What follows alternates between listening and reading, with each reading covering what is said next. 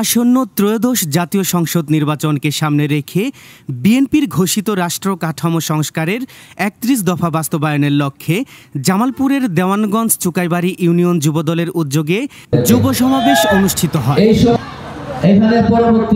দেওয়ানগঞ্জ উপজেলার চুকাইবাড়ি সরকারি প্রাথমিক বিদ্যালয় মাঠে অনুষ্ঠিত এ সমাবেশে বক্তারা বলেন, রাষ্ট্র কাঠামো সংস্কার না হলে দেশে গণতন্ত্র টিকবে না।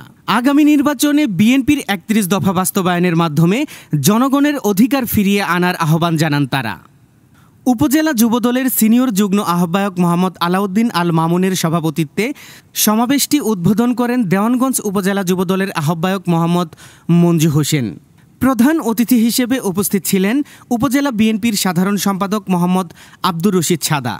বিশেষ অতিথি হিসেবে উপস্থিত ছিলেন পৌর যুবদলের আহ্বায়ক দেওয়ান মোহাম্মদ আলতাফ সহ বিভিন্ন অঙ্গ ও সহযোগী সংগঠনের নেতাকর্মীরা।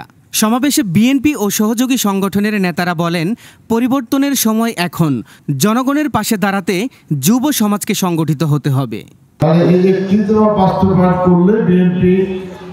এই আমাদের জনগণের সব দিক থেকে কাজে লাগবে।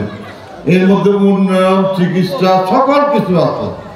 যখন বাংলাদেশের উন্নয়নকে দমিয়ে রাখা হয়েছে, যখনই বাংলাদেশের বাক স্বাধীনতাকে হরণ করা হয়েছে, যখনই গণতন্ত্রকে লুণ্ঠন করা হয়েছে, ঠিক তখনই বাংলাদেশ জাতীয় যুবদল রাজপথ থেকে আন্দোলনের মাধ্যমে মোকাবিলা করেছে। একটি সুসাবর্ণে যুবদল কমিটি আমরা উপহার দেব অতি শীঘ্রই। সংগ্রামী সাথী বন্ধুরা আমার, আমি একটি কথা বলে শেষ করব।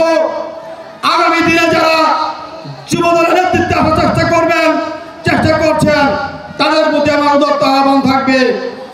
যুবদলের নেতৃত্বে আসতে গেলে আপনাদেরকে সতর্ক থাকতে হবে।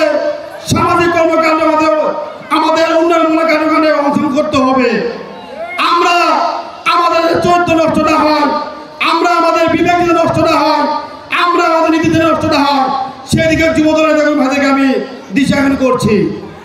আপনারা দলের দায়িত্ব নিয়ে নিজের পেট ভারী করবেন, সেটা করা যাবে না। আপনারা দলের দায়িত্ব নিয়ে দলের প্রয়োজনে, দলের স্বার্থে, দলের কর্মীদেরকে মূল্যায়ন করবেন। সংগ্রামী সাথী বন্ধুরা আমার, এই বলে আজকে আসরের নামাজ শুরু হতে যাচ্ছে, তাই আমি